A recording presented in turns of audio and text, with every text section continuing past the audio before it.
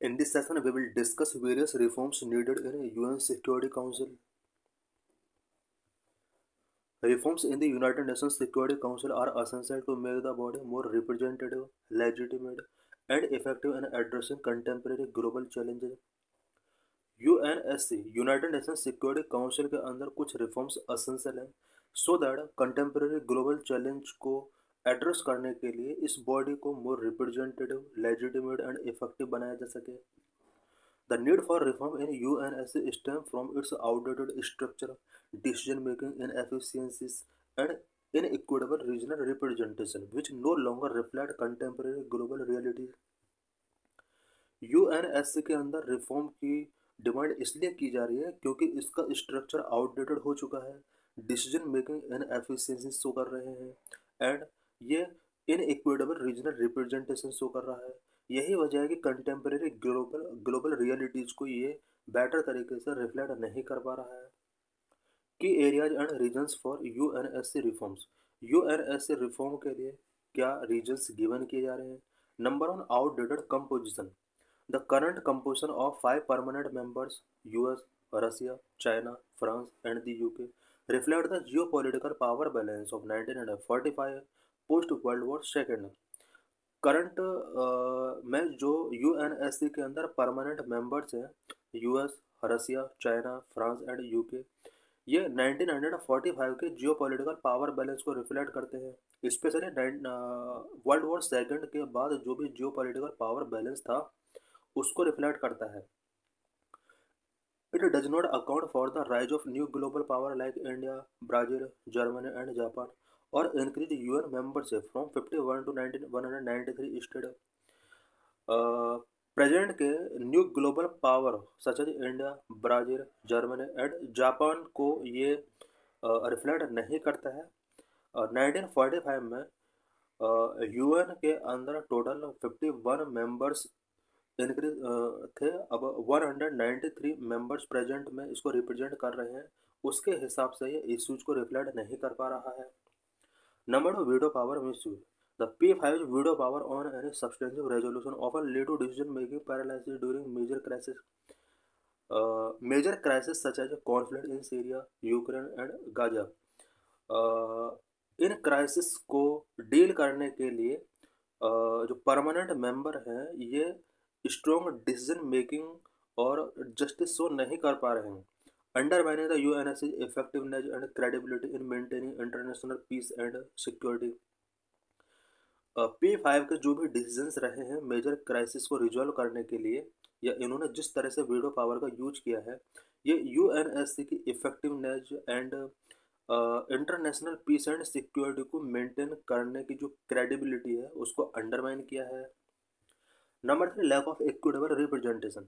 Entire continent particularly Africa and Latin America have no permanent representation.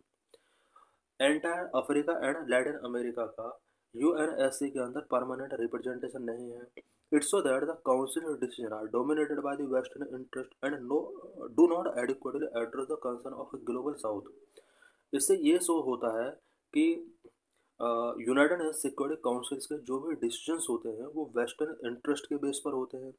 Global south को यहाँ पर कोई place given नहीं किया जाता है और ग्लोबल साउथ के जो भी कंसर्न हैं उनको एडिक्वेटली तरीके से एड्रेस नहीं किया जाता है. Number four, transparency and accountability deficit. The UNSC's working methods are often opaque. Many key decisions made in closed-door consultation among the P5. UNSC का जो वर्किंग मेथड है वो ओपेक है. बहुत सारे डिसीजंस हैं जो कि P5 नेशंस के कंसल्टेशन के बाद क्लोज डोर में टेकन किए जाते हैं.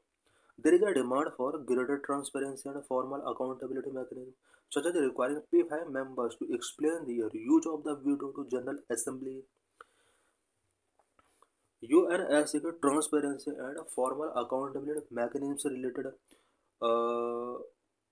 डिमांड की जा रही है. इट मीन्स जो भी इसका अकाउंटेबिलिटी मैकेनिज्म है, फॉर्मल अकाउंटेबिलिटी मैकेनिज्म और ट्रांसपेरेंसी, इससे रिलेटेड यहाँ पर डिमांड की जा रही है कि ये मोर ट्रांसपेरेंट होना चाहिए.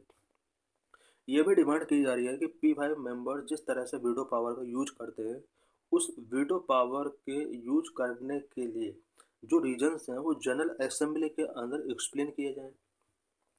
Number 5, inability to address modern threat.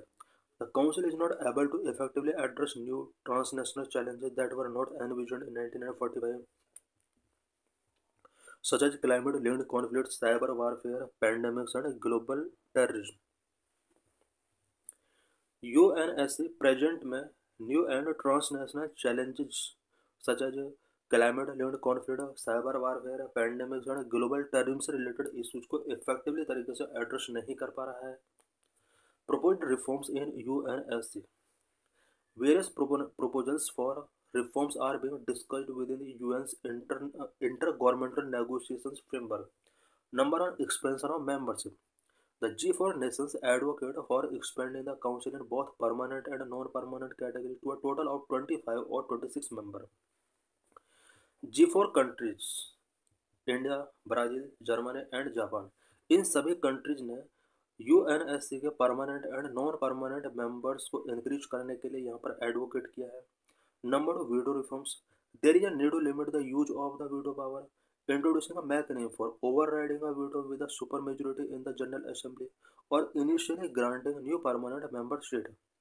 ये भी डिमांड की जा रही है कि P5 कंट्री जिस तरह से अपने वीटो पावर का यूज कर रहे हैं, इनकी वीटो पावर यूज करने को लिमिट किया जाना चाहिए और यहाँ पर एक ऐसा मैकेनिज्म प्रिपेयर किया जाना चाहिए सो दैट इनके वीटो पावर को जनरल असेंबली की सुपर मेजोरिटी के थ्रू ओवरराइड किया जा सके। Number 3, improved working method. There is a need for greater inclusivity, transparency and enhanced interaction between the security council and the general assembly and with regional organisations like the African Union. UNSC के अंदर greater inclusivity and transparency को boost करना होगा। साथ ही security council को general assembly and कुछ regional organisation like African Union के साथ इसके इंट्रक्शन को एनहांस करना होगा। Number 4, text based negotiation. There are strong calls from groups like G4 and L69। L69 is a coalition of developing countries to transition from general dialogue to formal text-based negotiations with clear guidelines। यहाँ पर यह भी demand की जा रही है कि general dialogue से हमें फॉर्मल टेक्स्ट बेस्ड नेगोशिएशंस जो कि क्लियर गाइडलाइंस उनके अंदर मेंशन होनी चाहिए, हमें अपने आप को ट्रांजिशन करना होगा। Number 5, modernise the council. Update the decision making process which is still rooted in 1945 power structure. जो भी डिसीजन मेकिंग प्रोसेस है उसको अपडेट करना होगा। Number 6, improve accountability and transparency. हमें यूएनएससी की अकाउंटेबिलिटी एंड ट्रांसपेरेंसी को इम्प्रूव करना होगा। Revamp voting rules to prevent deadlock and increase transparency in decision making. Number 7, institutionalise the voice of global south. Voice of global south को institutionalise करना होगा।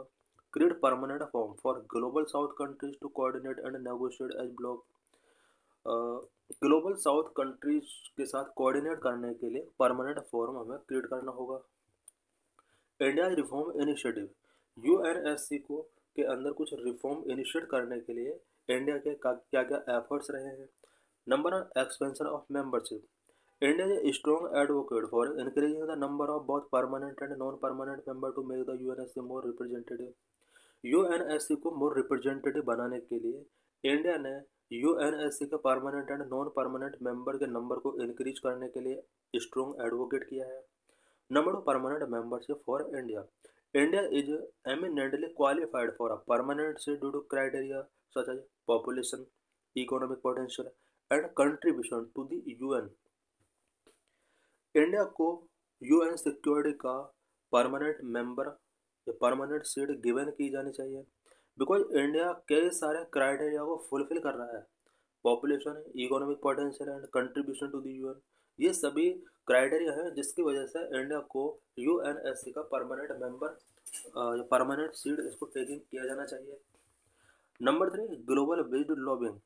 India actively engage in reforms effort through its membership in G4 group and L69 group to build support among UN member states. Number 4, focus on comprehensive reforms. India has called for a comprehensive approach to UNSC reforms, including a text-based negotiation process to ensure concrete outcomes rather than a piecemeal approach. India ने UNSC reform के लिए एक comprehensive approach के लिए हमेशा called किया है, और इंडिया ने हमेशा कोशिश की है कि यूनाइटेड नेशन सिक्योरिटी काउंसिल को text based negotiations process start करने चाहिए, सो दैट इसके आउटकम्स को कॉन्क्रीट किया जा सके।